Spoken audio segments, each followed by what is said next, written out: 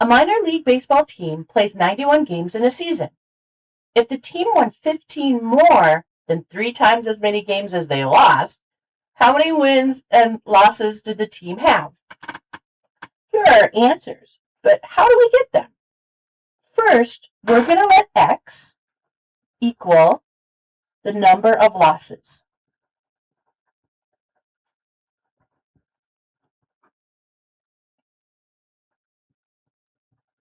Okay. Well, the number of wins can be represented by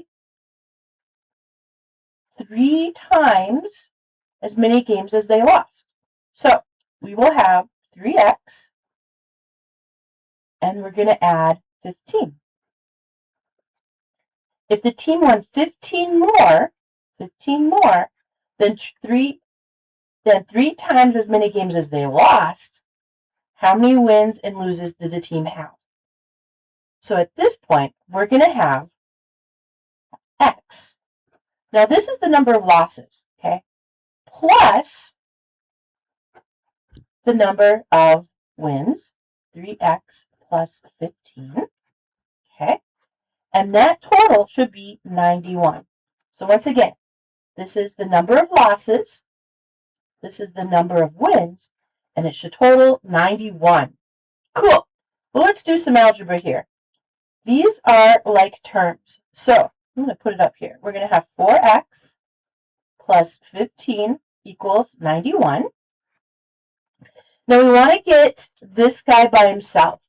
So I always ask myself, what is the opposite of adding?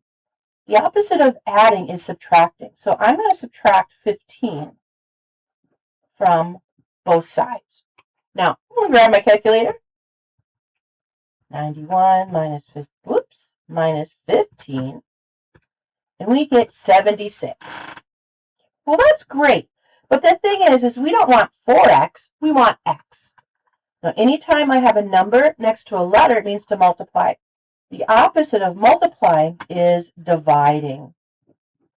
So I'm going to take my calculator again, divide by 4, and we end up with 19.